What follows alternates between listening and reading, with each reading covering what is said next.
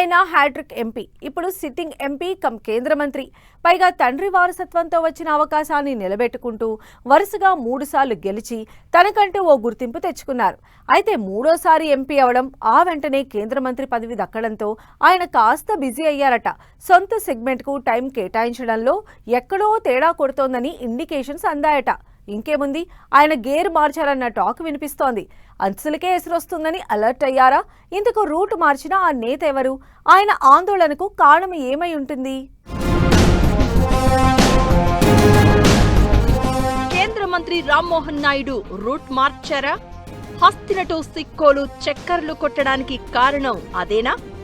గతానికి మించి సొంత సెగ్మెంట్ పై ఫోకస్ పెట్టడానికి రీజన్ ఏంటి? రామ్మోహన్ నాయుడు లవ్స్ సిక్కోలు అని ఇండికేషన్. సిక్కోలు టీడీపీ పాలిటిక్స్ అంటేనే అందరికీ గుర్తొచ్చేది కింజారపు కుటుంబం.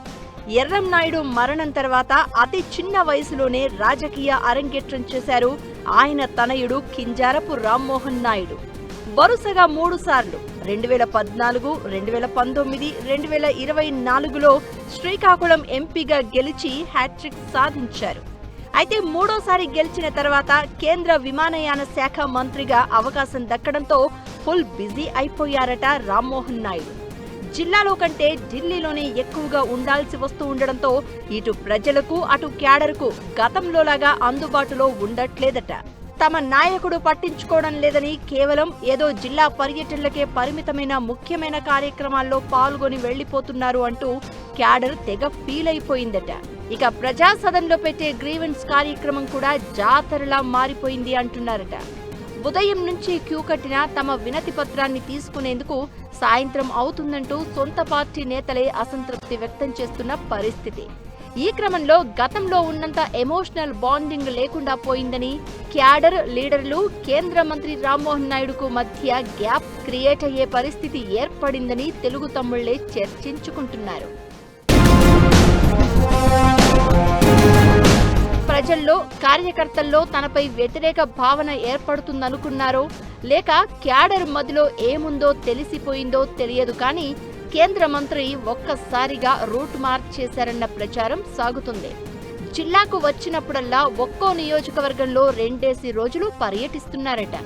అంతేకాకుండా నియోజకవర్గాల్లోని మారుమూల గ్రామాల్లో పల్లె నిద్ర కార్యక్రమం నిర్వహిస్తూ ప్రజా సమస్యలను తెలుసుకుంటున్నారు. గ్రామంలోని సమస్యలను జిల్లా అధికారులతో మాట్లాడి అక్కడికక్కడే పరిష్కారం చూపించే ప్రయత్నం చేస్తూ ఉండడంతో పాటు పలు అభివృద్ధి కార్యక్రమాల్లో పాల్గొంటూ ఇటు క్యాడర్ అటు లోకల్ లీడర్లు ప్రజల్లో జోష్ నింపుతున్నారట. జిల్లాలోని తన ఆఫీస్కి రావాల్సిన అవసరం లేకుండా నియోజకవర్గాల్లోనే ఎక్కడికక్కడ గ్రీవెన్స్ సెల్ పెట్టి ప్రజల నుంచి విజ్ఞప్తులు స్వీకరిస్తున్నారు. రామ్మోహన్ నాయుడు దూకుడు, ఆయన పనితీరులో వచ్చిన సడన్ చేంజెస్ ను చూసి జిల్లాలో టీడీపీ కార్యకర్తలు, ద్విముఖ శ్రేణి నేతలు కూడా ఆశ్చర్యపోతున్నారట. సోషల్ మీడియాలో పోస్టులతో ఏడాది పాటు ఢిల్లీ నాయకుడిగా మారిపోయిన కేంద్ర మంత్రి ఒక్కసారిగా తన రూట్ మార్చారంటూ గుసగుసలు పెట్టుకుంటున్నారట. టీడీపీ క్యాడర్ మాత్రం హ్యాపీగా ఫీల్ అవుతోందట. అయితే గతంలోలాగా జిల్లాలో రాజకీయ పరిస్థితులు అంత అనుకూలంగా లేవని రామ్మోహన్ కు సమాచారం అందినట్లు చెప్పుకున్నారు. కొన్ని వర్గాలు దూరం అవుతూ వస్తున్నారనే విషయాన్ని గ్రహించారట. అందుకే తన స్ట్రాటజీ మార్చి స్వయంగా నియోజకవర్గాలను చుట్టేస్తూ గ్రామాల్లో పల్లె నిద్రలు చేస్తూ తిరిగి తన పొలిటికల్ గ్లామర్ పెంచుకునేందుకు వ్యూహాత్మక అడుగులు వేస్తున్నారని టాక్ నడుస్తోంది. 2014లో ఫస్ట్ టైం ఎంపీగా గెలిచినప్పుడు ప్రజలకు మరింత దగ్గరయ్యేందుకు ఇంతే యాక్టివ్ గా పనిచేశారు రామ్మోహన్ నాయుడు. ఆ తర్వాత ఏపీకి స్పెషల్ కేటగిరీ స్టేటస్ ఇవ్వాలంటూ పార్లమెంటులో గళమెత్తి నవ్యాంధ్ర ప్రజల దృష్టిని ఆకట్టుకుని మరీ రెండోసారి సిక్కోలు రేసులో గెలిచి వచ్చారు. ఇక థర్డ్ టైం ఆయన పనితీరుతో పాటు కూటమి వేవ్ కూడా ప్లస్ పాయింట్ గా మారి హ్యాట్రిక్ కొట్టారు. ఇప్పుడు ఆ కంచుకోటను నిలబెట్టుకోవడం ఆయనకు సవాలుగా మారిందంటున్నారు. ఓవైపు కేంద్ర మంత్రిగా బాధ్యతల భారం పడగా, మరోవైపు సిక్కోలు పార్లమెంటు సీటులో రాజకీయ పరిణామాలు వేగంగా మారుతూ వస్తున్నాయట.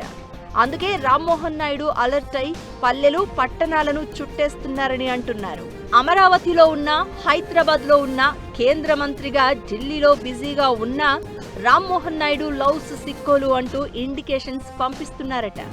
ఎన్నికలకు ఇంకో 2.5 టైం ఉండగానే ఎంపీ గ్రౌండ్ రియాలిటీని తెలుసుకుని అలర్ట్ అవడంపై తెలుగు తమ్ముళ్లైతే తెగ హ్యాపీ అయిపోతున్నారు.